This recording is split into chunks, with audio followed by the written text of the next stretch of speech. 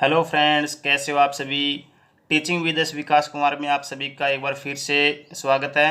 आशा करता हूं कि आप बिल्कुल स्वस्थ होंगे और अपनी संस्कृत भाषा के जो जितने भी टॉपिक है उसको कंटिन्यू करते हुए हमने संज्ञा प्रकरण पर 3 टेस्ट कंप्लीट कर लिए हैं और उसमें से जितने भी क्वेश्चन बनते हैं वो हमने पीछे के तीनों वीडियो में कंप्लीट कर लिए हैं। और आज का हमारा टॉपिक है उच्चारण स्थान, क्योंकि मेरे पास की रिक्वेस्ट ये आई है कि सर उच्चारण स्थान करवाइए, तो मैं कंप्लीट उच्चारण स्थान का टॉपिक लेके आया हूँ, जिसमें स्टार्टिंग में व्याख्या और बाद में आपको प्रश्न देखने को मिलेंगे।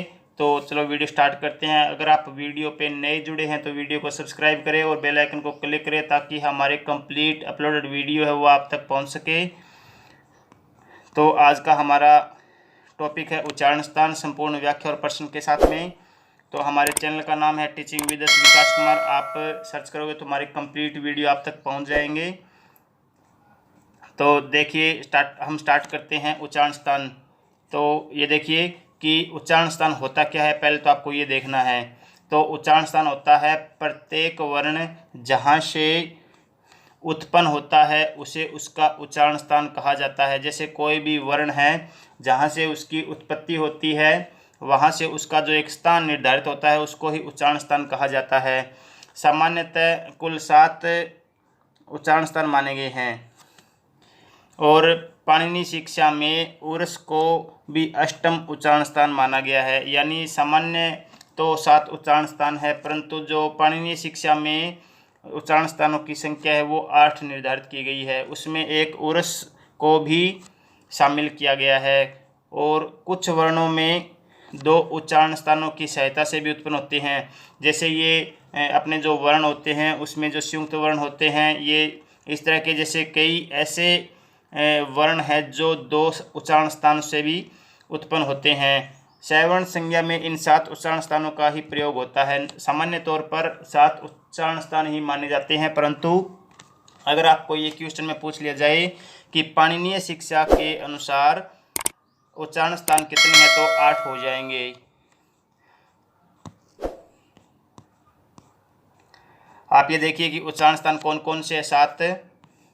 तो एक है कंठ, तालु, मूर्धा, दंत, ओष्ठ, नासिका और जिह्वामूलम। आपको इनका क्रम भी याद होना चाहिए। स्टार्टिंग में आप दोबारा देखिए कि उच्चारण स्थान होते हैं 7 और पाणिनीय शिक्षा के अनुसार उच्चारण स्थानों की संख्या होती है 8। तो उसमें उर्स को भी शामिल किया गया है पाणिनीय शिक्षा में, थोड़ा आपको ये भी ज्ञात होना चाहिए। और जो 7 उच्चारण स्थान है उनका जो ये इसके जो नाम है वो भी आपको कंटिन्यू याद होना चाहिए, ताकि आपको आगे मैं उदाहरण के थ्रू बताऊँगा तो आपको थोड़ा जल्दी समझ में आ जाएगा। तो इसमें स्टार्टिंग में कंठ है और तालु, मूर्धा, दंत, ओष्ठ, नासिका, जिह्वामूलम, ये 7 उच्चारण स्थान है। तो चलिए इसकी थोड़ी व्याख्या और देख लेते हैं उच्चारण स्थान की। ये देखिए यहाँ पे दिया हुआ है कंठ। कंठ का ये अगर आपको सूत्र याद हो जाता है तो आपको बिल्कुल भी दिक्कत नहीं आएगी उच्चारण स्थान समझने में। मैं आपको इन जो ये सूत्र है उनका जो विस्तृत व्याख्या मैं कर दूंगा। तो इसमें कौन कौन से वर्ण आते हैं तो ये पहले ये तो आपको एक बार पढ़ के देख लेते हैं कि कौन कौन सा उच्चारण स्थान का कौन कौन सा ये सूत्र बनता है। तो स्टार्टिंग में कंठ, कंठ का उच्चारण जो ये सूत्र है वो है अकु है विसर्जनीय नाम कंठ है। कंठ का क्या हो गया, एकु है विसर्जनीय नाम कंठ है। 2 नंबर है तालु। तालु का है इचुय शाना नाम तालु। पहले एक बार हम इसको पढ़ लेते हैं उसके बाद इसकी व्याख्या करेंगे। तालु का हो गया इचुय शाना नाम तालु। 3 नंबर हो गया मूर्धा। मूर्धा है ऋतुर शाना नाम मूर्धा। 4 नंबर है दंत, लृतुल शाना नाम दंतः। ओष्ठ 5 नंबर है उपबुद्धमानीय नाम ओष्टो। 5 नंबर क्या हो गया, उपबुद्धमानीय नाम ओष्टो। 6 नंबर हो गया नासिका।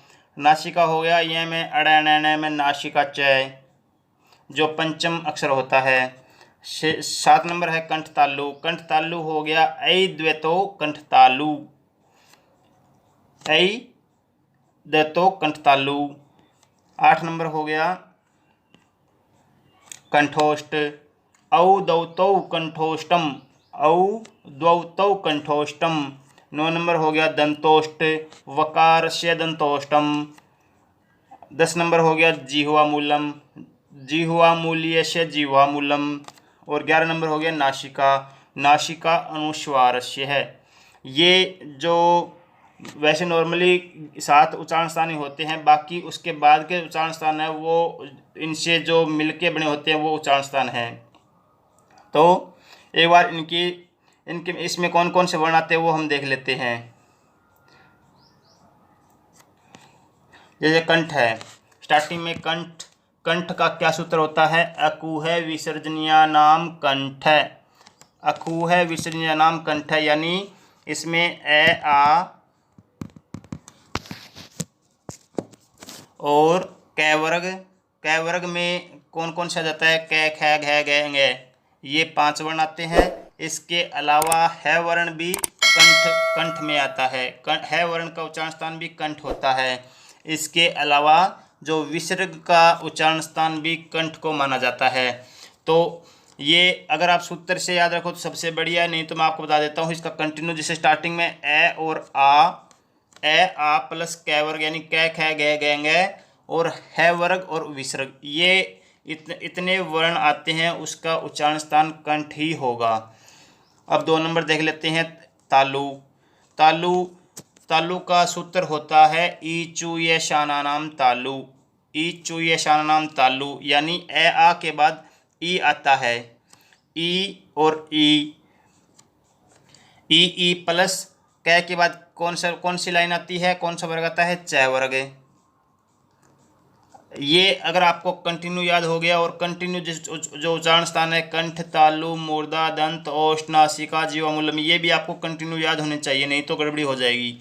तो तालु, तालु का हो गया ई च वर्ग, च वर्ग में आ गया च छ ज ज, और इसके अलावा य और तालव्य से, ये वर्ण आते हैं वो उसमें तालु होता है।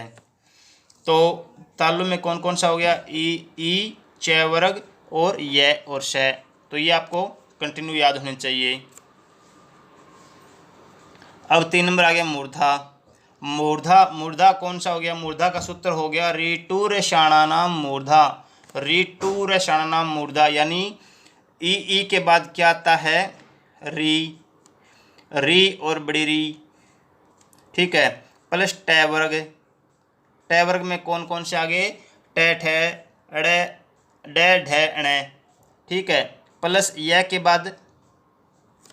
बाद जो बना जाएगा वो आ जाएगा रे, ये रे ले वे, ये भी इसमें कंटिन्यू चलेगा। और स के बाद कौन सा स आता है? मूर्धन्य स। तो ये अगर आपको ये कंटिन्यू याद हो गया तो बिल्कुल ही आसान हो जाएगा उच्चारण स्थान। तो मूर्धा मूर्धा में जो उसका सूत्र हो गया वो हो गया री टूर शाणानाम मूर्धा, ठीक है। तो इसमें री ट वर्ग और रे और श, ठीक है, ये मूर्धा जो उच्चारण स्थान है उसके वर्ण हो गए। अब आ गया दंत, दंत देख लीजिए, जो 4 नंबर जो उच्चारण स्थान है उसमें इसका जो सूत्र होता है वो होता है लरी तुल्यशानानाम दंतः, लरी तुल्यशानानाम दंता, यानी लरी वर्ण प्लस तय वर्ग। देखो यहाँ देखो ऊपर देखो कै च ट त कंटिन्यू चल रहा है, यहाँ पे ए ई री लरी ये भी कंटिन्यू चल रहा है, यहाँ पे है आ गया, उसके बाद ये रे, उसके बाद उसका बाद का जो वर्ण हो गया वो क्या आता है? ले आ जाएगा। और स कौन सा हो जाएगा? स कौन सा बच गया? तो दंते से, यानी जो उसम वर्ण का भी कंटिन्यू ही इसमें चलेगा, एक ओनली है वर्ण है वो कंठ का हो जाएगा। तो दंत का कौन कौन सा हो गया? लरी तुल्य शानानाम, यानी लरी प्लस तय वर्ग तय थ ध धन आ गया, प्लस ल प्लस दंते से, ठीक है। तो मैं यहाँ लिख देता हूँ लरी प्लस तय वर्ग प्लस र प्लस स, ये इसका दंती का हो गया लरी तूर शाना नाम, लरी तू ले शाना नाम, सॉरी ले आ जाए यहाँ पे, ठीक है। तो लरी तू ले शाना नाम दंता है।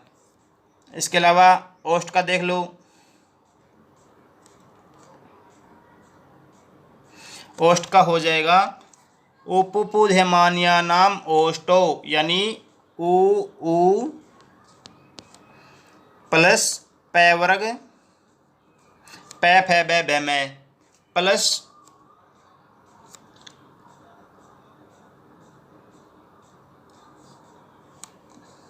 इसमें इतने ही आते हैं उ प्लस पै वर्ग, ठीक है। तो उपविद्यमान नाम ओष्टो, इसमें इसका जैसे उपविद्यमान नाम ओष्टो का इसमें अर्ध विसर्ग अर्ध पै और फै भी आ जाएगा। जो अर्ध विसर्ग होता है उसमें पै फै से पहले अगर अर्ध विसर्ग आ गया उसका भी इसमें उच्चारण स्थान माना जाएगा, ठीक है। तो ओष्ट में कौन कौन सा आ गया, उ प्लस पै वर्ग पै फै बै भै में प्लस अगर पै फै से पहले अर्ध विसर्ग आ गया तो। अब देख लीजिए नासिका। नासिका में कौन कौन सा आ जाएगा, नासिका में पंचम वर्ण ही आते हैं, ये में अड़े अणे न में नासिका।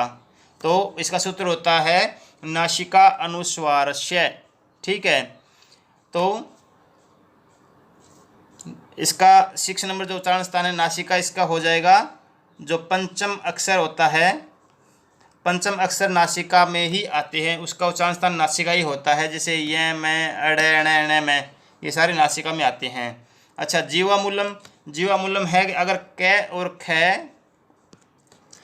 और ख से पहले अगर अर्ध विसर्ग आ गया, कै और ख से पहले अर्ध विसर्ग आ गया, उसका जीवा मूलम ही उच्चारण स्थान होगा, ठीक है। इसके अलावा हम वो जो बाकी और भी है वो भी देख लेते हैं। जैसे हमने देखा कंठ तालु। कंठ तालु में कौन कौन से वर्ण आते हैं, इसमें आते हैं ए और ऐ। ए और ऐ के कैसे आते हैं, जैसे ए वर्ण हो गया, ए वर्ण बनता है ये एक संयुक्त वर्ण है, ठीक है। ए प्लस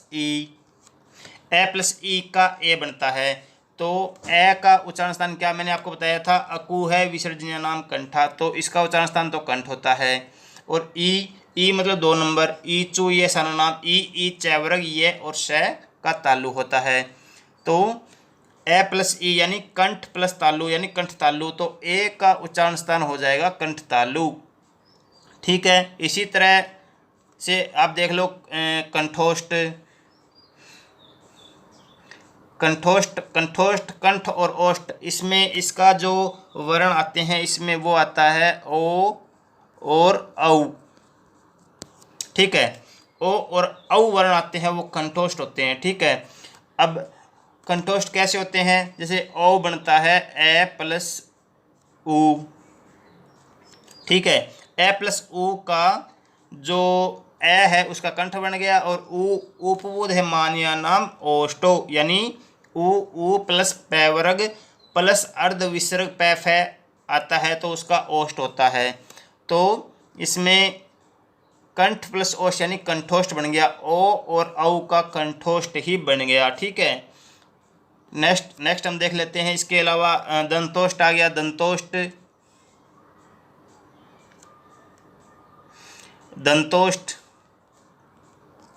दंतोष्ठ का उच्चारण स्थान सिर्फ एक होगा, वह वकारस्य दंतोष्टम। इसका सूत्र भी होता है वकारस्य दंतोष्टम, यानी एक वह वर्ण होता है उसका उच्चारण स्थान हमेशा दंतोष्ठ ही होगा, ठीक है। नेक्स्ट हम देख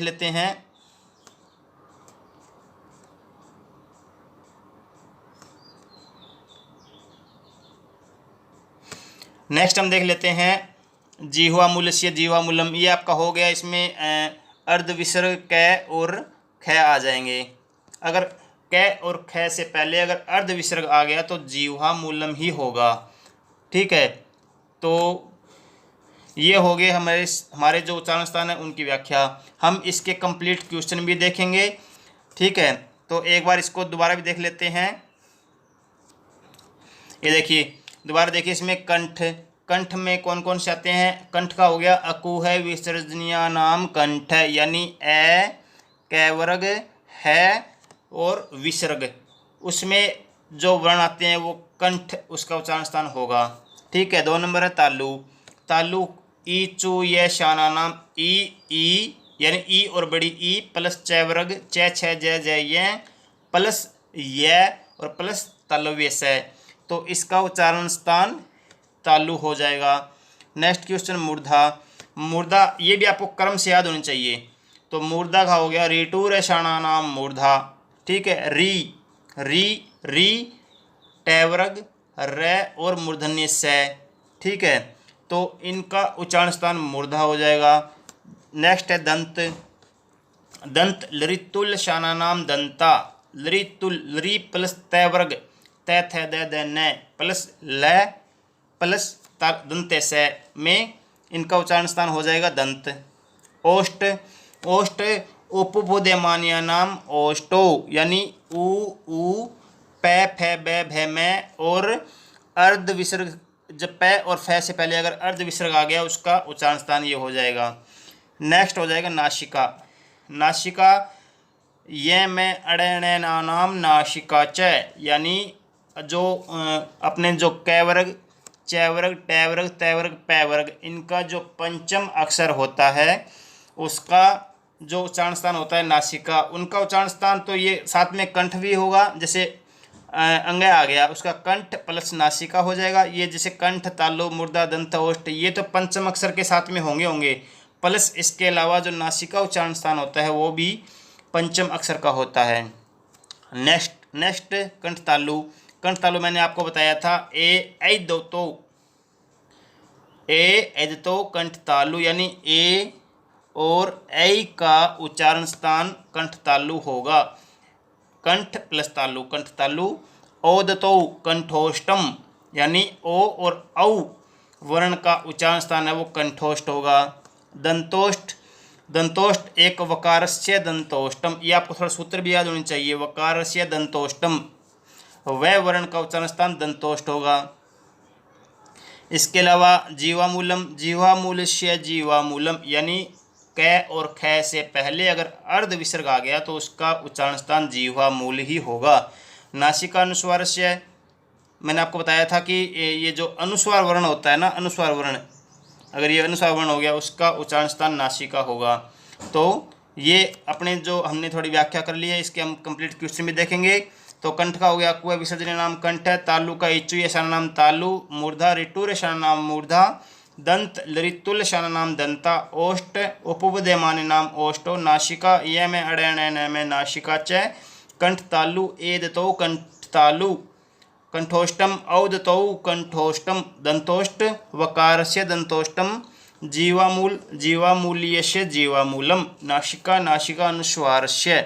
तो इसके हम थोड़ी व्याख्या और देख लेते हैं कि ये देखिए कि यह में अड़े अणे ने का अपने वर्ग के उच्चारण स्थान तो है ही, साथ में नासिका भी इसका उच्चारण स्थान होता है।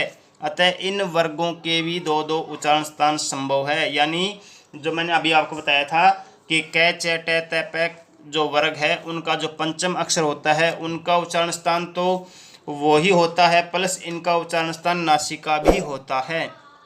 जैसे मैंने यहाँ पे लिख रखा है अंग का उच्चारण स्थान कंठ भी होता है, जैसे कै ख गह गंग प्लस पंचम अक्षर होने के कारण इसका नासिका भी हो गया। उसी कारण ये तालु प्लस नासिका। तालु का जैसे यह वर्ण जो च वर्ग में आता है ये कै वर्ग में आ गया पंचम अक्षर, ये च वर्ग में आ गया।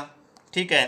इसी तरह अण जो ट वर्ग में आ गया और इसी तरह न है वो त वर्ग में आ गया, मैं है वो प वर्ग में आ गया।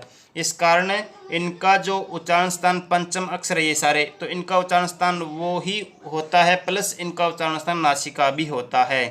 ठीक है। तो ये भी थोड़ा आपको याद होने चाहिए।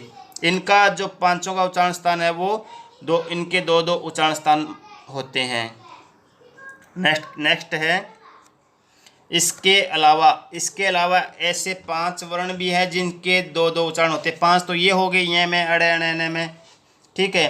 प्लस इसके अलावा जो संयुक्त वर्ण होते हैं वो भी उनके भी दो दो उच्चारण स्थान होते हैं। जैसे ऐ ऐ प्लस कंठ तालु मैंने आपको बताया था ए प्लस ई का ऐ बनता है, ठीक है। तो इनका उच्चारण स्थान कंठ तालु हो गया, ठीक है। और ओ कंठोष्टम, ओ ए प्लस ऊ का कंठोष्ट ओ बनता है, तो उसका कंठ प्लस ओष्ठ कंठोष्ट हो जाएगा।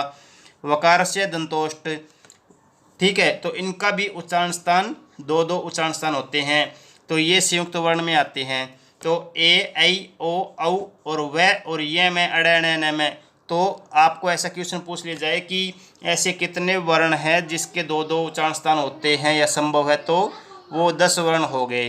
5 तो जो पंचम अक्षर वो हो गए, प्लस 5 ये हो गए ए ऐ ओ औ व, ठीक है। नेक्स्ट हम देख लेते हैं, कि विसर्ग एवं अर्ध विसर्ग जिस स्वर पर आश्रित होते हैं उनके उच्चारण स्थान उसका स्थान परिवर्तित होता है, ठीक है। जैसे मैं ये लिख दूं, जैसे है ना, एक बार दोबारा देखिए इसको, कि विसर्ग एवं अर्ध विसर्ग जिस स्वर पर आश्रित होते हैं उनके उच्चारण स्थान उनका स्थान परिवर्तित होता है। जैसे मैं वर्ण है या उसके नीचे ऊ की मात्रा है और आगे विसर्ग है, ठीक है। तो इसका उच्चारण स्थान इसके जो ये स्वर है इसके आधार पर ही मान्य होता है। जैसे ये है तो इसका उच्चारण स्थान क्या हो जाएगा, इसका हो जाएगा ओष्ठ, ठीक है। ऐसे इसी तरह जैसे कै वर्ण आ गया, कु आ गया, ठीक है, या की आ गया, आगे विसर्ग आ गया, तो इसका ई आ गया ना, तो इसका उच्चारण स्थान क्या हो जाएगा, तो इसका उच्चारण स्थान तालु हो जाएगा, ठीक है। इसके अलावा यम वर्णों का उच्चारण स्थान नासिका ही माना जाता है। यम वर्ण कौन कौन से होते हैं, जो कै वर्ग, चै वर्ग, टै वर्ग और तै वर्ग, ये जो 4 वर्ग है इनका जो पंचम अक्षर होता है ये यम वर्ण में आता है, ठीक है। मैं इसकी व्याख्या कर दूंगा, जैसे नीचे दी हुई है। यम वर्णों का उच्चारण स्थान नासिका ही माना जाता है, ठीक है। ये देखिए कि यम वर्ग के प्रारंभिक 4 वर्गों, ठीक है, वर्गों में से किसी भी एक के आगे किसी भी वर्ग के पंचम वर्ण के रहने पर पहले के जैसे द्वितीय वर्ण को यम कहा जाता है, ठीक है। मतलब यम वर्ग है वो प्रारंभिक जो 4 वर्ग है उनमें से अगर किसी के आगे पंचम वर्ण के रहने पर जो पहले के जैसे द्वितीय वर्ण को यम कहा जाता है। ये आपको थोड़ा उदाहरण देख के आपको पता लगेगा। ये देखिए यहाँ पे, जैसे यहाँ पे ये है पलिकनी, पलिकनी में कै आधा कै दो बार आया है, ठीक है, आधा कै दो बार है। इसके बाद देखो, इसके बाद पंचम वर्ण न आ गया, ठीक है। तो ये क्या कह रहा है कि यम वर्ग के प्रारंभिक 4 वर्गों में से किसी भी एक के आगे पंचम वर्ण के रहने पर, यानी जो ये पंचम वर्ण हो गया, ठीक है, तो रहने पर जैसे पहले के जैसे द्वितीय वर्ण को यम कहा जाता है। यानी ये जो सेकंड कै है, ये सेकंड कै है जो हलंत वर्ण है, हलंत कै है, वो उसको यम कहा जाता है, ठीक है। जैसे ये है चखंतु, ये चखंतु है ये, तो इसमें च ख और उसके बाद न आ गया, तो द्वितीय ख जो सेकंड ख है ये यम वर्ण है, ठीक है। तो कहने का मतलब है कि जैसे इसमें कै वर्ग, चै वर्ग, टै वर्ग, तै वर्ग में जो वर्ण आता है उसके आगे अगर किसी भी वर्ग का पंचम अक्षर आ गया, ठीक है, तो एक जैसे दिखने वाले 2 वर्ण है उसका द्वितीय वर्ण होगा वो यम होगा। नेक्स्ट देख लीजिए कि एक उच्चारण स्थान वाले कुल वर्ण कितने हैं। तो एक उच्चारण स्थान वाले कुल वर्ण है 32 वर्ण तथा प्लस विसर्ग प्लस उपपद्यमानीय नाम प्लस जीवामूलम और अनुस्वार। ये आपको थोड़ा पता होना चाहिए कि एक उच्चारण स्थान वाले कुल वर्ण 32 वर्ण और इसके अलावा विसर्ग, उपपद्यमानीय नाम, जीवामूल्यम और अनुस्वार। 2 उच्चारण स्थान वाले कुल वर्ण हो गए 10, ठीक है, 2 उच्चारण स्थान वाले वर्ण हो गए 10। कौन कौन से मैंने आपको बता दिया कि 5 तो ए ऐ औ औ व प्लस ये में अड़े अणे में, ये 5 5 10 दो वर्ण होते हैं, ये दो उच्चारण स्थानों से बोले जाते हैं। नेक्स्ट हम इनके जो उच्चारण स्थान हैं, इनके जो महत्वपूर्ण क्वेश्चन बने हैं वो हम देख लेते हैं। तो क्वेश्चन स्टार्ट करते हैं कि पाणिनीय शिक्षा के अनुसार उच्चारण स्थान की संख्या कितनी है। ये क्वेश्चन कई बार पूछा भी गया है, very very most important question है। और फ्रेंड्स मैं चाहता हूँ कि इसमें अगर आपको कोई डाउट हो तो कमेंट्स बॉक्स में शेयर करें, प्लस आपके जितने भी स्कोर बनता है इसमें वो भी कमेंट्स बॉक्स में ज़रूर शेयर करें, और वीडियो को लाइक और शेयर ज़रूर करें। तो पाणिनीय शिक्षा के अनुसार उच्चारण स्थान की संख्या कितनी है। ऑप्शंस आपके सामने है 5, 6, 7 और 8। तो फ्रेंड्स मैंने आपको बता दिया कि पाणिनीय शिक्षा के अनुसार उच्चारण स्थान की संख्या 8 हो जाती है, क्योंकि उसमें जो उर्स उच्चारण स्थान है वो शामिल किया गया है। तो इसका राइट आंसर हो जाएगा डी। नेक्स्ट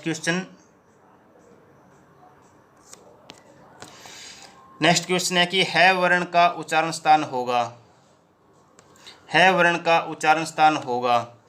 तो मैंने आपको बताया है स्टार्टिंग में कि अकु है विसर्जनीय नाम कंठा, यानी ए आ कै वर्ग और है और विसर्ग अगर वर्ण आए तो उसका उच्चारण स्थान क्या होगा, आप बताइए क्या होगा। तो इसका उच्चारण स्थान हो जाएगा कंठ। तो सी हमारा इसका राइट आंसर हो जाएगा।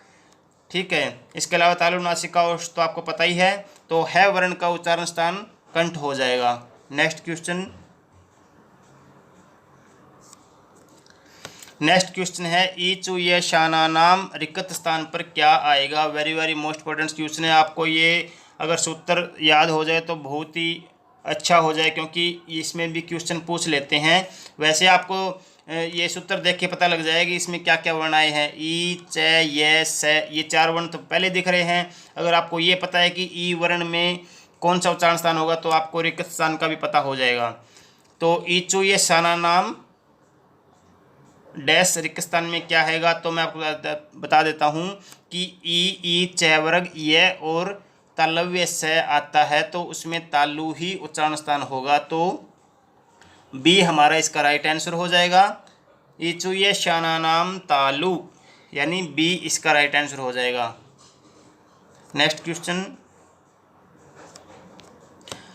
क्वेश्चन है कि झ वर्ण का उच्चारण स्थान होगा। झ वर्ण का उच्चारण स्थान क्या होगा। नासिका, दंत, तालु, कंठ। तो आपको स्टार्टिंग में ये पता होना चाहिए झ वर्ण है वो कौन से वर्ग में आता है। कै वर्ग में आता है या च वर्ग में, ट वर्ग में, त वर्ग में, प वर्ग में, कौन से में आता है। तो जो झ वर्ण आता है वो आता है च वर्ग में।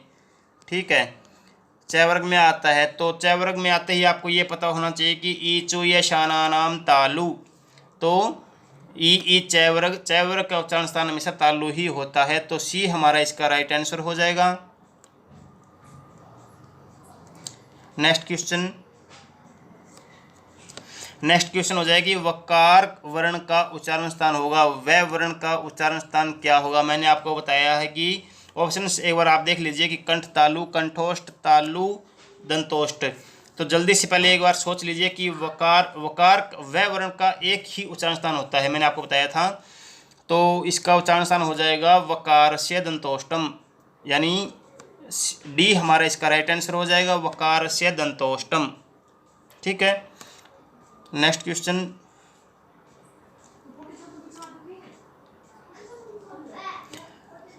है कि ए और ऐ वर्ण का उच्चारण स्थान होगा। Very very most important question है कि ए और ऐ वर्ण का उच्चारण स्थान क्या होगा। ऑप्शंस आपके सामने है कंठ तालु, कंठोष्ठ, दंतोष्ठ, कोई नहीं। तो जल्दी से अपना आंसर चूज करें। तो ए और ऐ वर्ण का उच्चारण स्थान होगा, क्या होगा, कंठ तालु। मैंने आपको बताया था कि ए वर्ण है वो ए प्लस ई से बनता है। ठीक है, और ए का जो कंठ जो उच्चारण स्थान होगा और ई का तालु हो गया, तो दोनों को मिला के हो गया कंठ तालु। ठीक है, तो कंठ तालु ए ऐ कंठ तालु। ठीक है, ये हमारा इसका राइट आंसर हो जाएगा। नेक्स्ट क्वेश्चन है कि अण वर्ण का उच्चारण स्थान होगा। Very very most important question है कि अणय वर्ण का उच्चारण स्थान होगा। तो फ्रेंड्स ऑप्शंस आपके सामने है, कंठ प्लस नासिका, तालु प्लस नासिका, मूर्धा प्लस नासिका, दंत प्लस नासिका। तो आप जल्दी से राइट आंसर चूज करें। तो अणय वर्ण का उच्चारण स्थान होगा। तो पहले स्टार्ट में आप ये देखिए कि अणय वर्ण है वो कौन से वर्ग में आता है, तो ये ट वर्ग में आता है। और दूसरी बात ये आप देखिए कि अणय वर्ग है वो पंचम अक्षर है, ये भी आपको पता होना चाहिए। तो मैंने आपको बताया था कि जिस वर्ग का पंचम अक्षर अगर आ जाए तो उनके दो दो उच्चारण स्थान बनते हैं। तो अणय वर्ण, एक तो ट वर्ग देखिए, ट वर्ग का क्या बन गया, मूर्धा, ठीक है। उसके बाद अणय वर्ण है वो पंचम अक्षर है, तो पंचम अक्षर का नासिका बन जाएगा। तो इसमें मूर्धा प्लस नासिका ही इसका राइट आंसर हो जाएगा, ठीक है। अगर इसमें ये अगर नासिका नहीं आता है तो भी इसका राइट आंसर मूर्धा ही होगा, क्योंकि ये ट वर्ग का उच्चारण, ट वर्ग का वर्ण है ये। नेक्स्ट क्वेश्चन है कि ओ और औ वर्ण का उच्चारण स्थान होगा।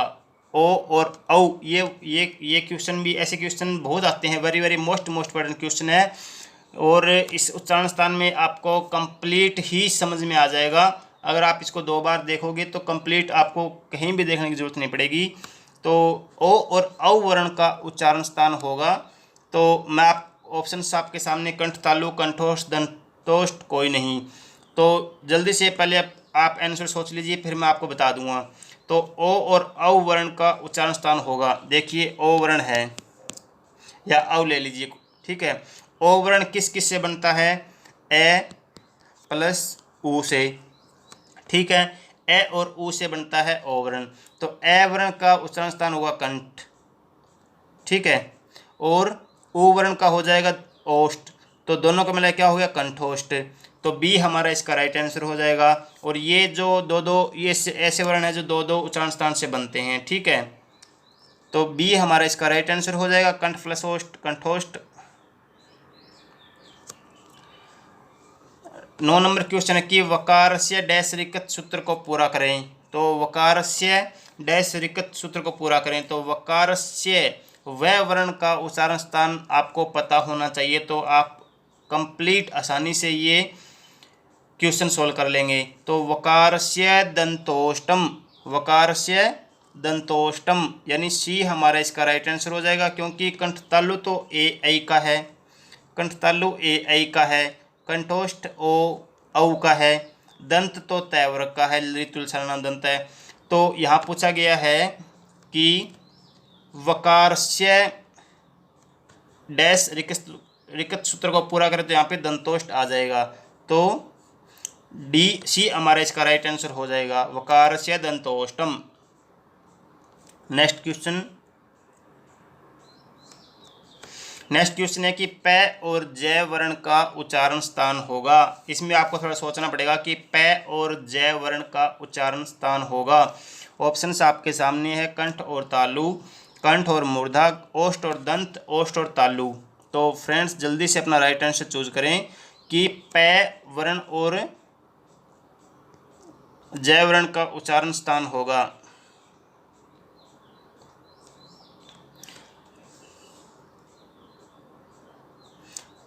तो फ्रेंड्स जल्दी से ये देखिए, पहले स्टार्टिंग में ये देखिए कि प वर्ण, प वो कौन से लाइन में आता है, ये देखो। तो प आता है स्टार्टिंग में कंठ, फिर तालु, फिर मूर्धा, फिर दंत, फिर ओष्ठ, ठीक है।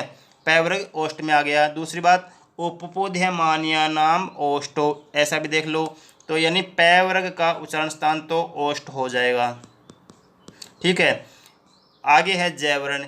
जय वर्ण कौन से वर्ग में आता है, तो च छ जय, च वर्ग में आ गया ना, च वर्ग में, ठीक है, जय वर्ण। तो च वर्ग का उच्चारण स्थान कौन सा हो जाएगा, तो 1 नंबर कंठ, कंठ का हो गया अकु है, विसर्जनीय नाम कंठ है। 2 नंबर हो गया तालु, तालु का ईचु ये सन नाम ई च छ जय, जय आ गया ना, तो च वर्ग में आता है, यानी च वर्ग का उच्चारण स्थान तालु हो जाएगा। तो प और जय, प का ओष्ठ और जय वर्ण का तालु हो जाएगा। तो इसमें आप देख लीजिए कौन से में है, कंठ और तालु, कंठ और मूर्धा, ओष्ठ और दंत, ओष्ठ और तालु। तो ये देखिए ओष्ठ और तालु उच्चारण स्थान ही पै और जय वर्ण आते हैं। ठीक है, पै का ओष्ठ हो जाएगा और जय का तालु हो जाएगा। तो डी हमारा इसका राइट आंसर हो जाएगा। नेक्स्ट क्वेश्चन है कि विसर्ग का उच्चारण स्थान होगा। विसर्ग का उच्चारण स्थान होगा। फ्रेंड्स, ये क्वेश्चन आपको याद करना ही पड़ेगा कि very very most important question है ये, कि विसर्ग का उच्चारण स्थान होगा। तो ऑप्शंस आपके सामने है, कंठ, तालु, मूर्धा, दंत। तो आपको सूत्र तो याद ही होगा कि अकु है विसर्जनीया नाम कंठा, यानी ए कै वर्ग है और विसर्ग जिसमें आए उसका उच्चारण स्थान कंठ ही होगा। ठीक है, क्योंकि पहली ही लाइन में है जो इसमें विसर्ग वर्ण का उच्चारण स्थान कंठ होगा। ठीक है, बाकी तालु, मूर्धा, दंत तो इसमें होगा ही नहीं। नेक्स्ट क्वेश्चन है कि अनुस्वार का उच्चारण स्थान होगा। मैंने आपको बताया था कि अनुस्वार का उच्चारण स्थान क्या होगा, अनुस्वार के बारे में मैंने बता भी दिया। ऑप्शन है तालु, मूर्धा, जीवा मूल्य, नासिका। तो फ्रेंड्स, जल्दी से अपना राइट आंसर चूज करें। तो अनुस्वार का उच्चारण स्थान हो जाएगा नासिका। मैंने आपको बताया था कि जहाँ भी अनुस्वार वर्ण आए उसका उच्चारण स्थान क्या हो जाएगा, नासिका हो जाएगा। ठीक है, तो इसका सूत्र भी है नासिका अनुस्वारस्य। ठीक है, प्लस नासिका इसमें जो पंचम अक्षर में है उसका भी उन वर्णों का भी उच्चारण स्थान ही नासिका होता है, प्लस अनुस्वार जहाँ लगे मिले आपको तो नासिका ही उसका अनुस्वार उच्चारण स्थान होगा। ठीक है, तो डी हमारा इसका राइट आंसर हो जाएगा। उच्चारण स्थानों की संख्या है।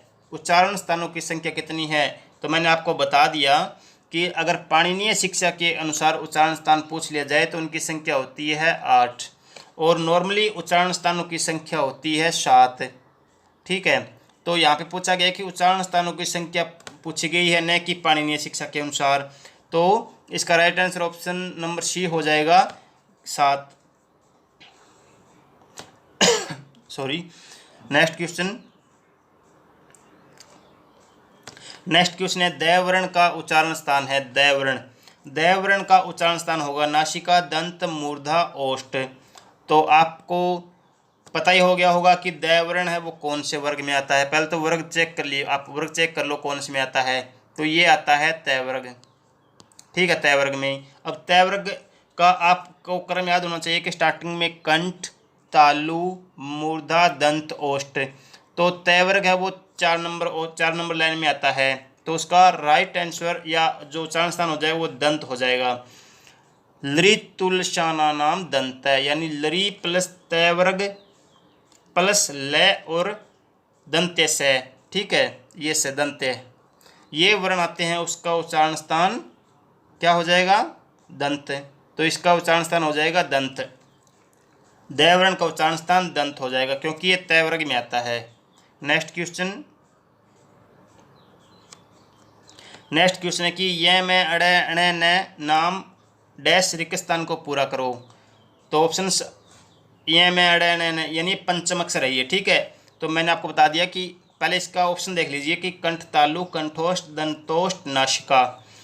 ठीक है, तो अगर आप उच्चारण स्थान सही ढंग से अगर आपने ये वीडियो देखा है, वीडियो पढ़ा है, तो आपको पता होगा कि मैंने आपको बताया था कि जो ये में अड़े न में ये जो पंचम अक्षर में आते हैं। ठीक है, तो कंठ तालु तो इसका होगा नहीं क्योंकि कंठ तालु में तो ए और ऐ आता है। ठीक है, कंठोष्ठ में ओ और औ आता है, दंतोष्ठ में तो ए क्या आता है वह, बाकी बच गया अपना आंसर हो गया नासिका, यानी ये में अड़े नाम नासिका। ठीक है, ये इसका सूत्र भी होता है जो ये में अड़े नाम नासिका, यानी पंचम अक्षर का उच्चारण स्थान नासिका ही होगा। तो डी हमारा इसका राइट आंसर हो जाएगा। तो फ्रेंड्स, इसके अलावा मैं आपको एक क्वेश्चन और भी बता देता हूँ कि अगर क और ख से पहले अगर अर्ध विसर्ग आ जाए, देखो ये विसर्ग पूरा है तो इसको अगर आप काटोगे तो ये इधर बच गया, ये इधर बच गया, तो ये अर्ध विसर्ग माना जाता है। ये अगर क और ख से पहले अगर विसर्ग आ जाए तो उसका उच्चारण स्थान तो जिह्वा मूलम होता है, जिह्वा मूलम। अगर प और फ से पहले अगर अर्ध विसर्ग आ जाए तो उसका अगर ऑप्शन में उपबुद्धिमानिया नाम है तो वो हो जाएगा, नहीं तो इसका ओष्ठ हो जाएगा। ठीक है, ओष्ठ उच्चारण स्थान हो जाएगा। ये भी थोड़ा आपको पता होना चाहिए।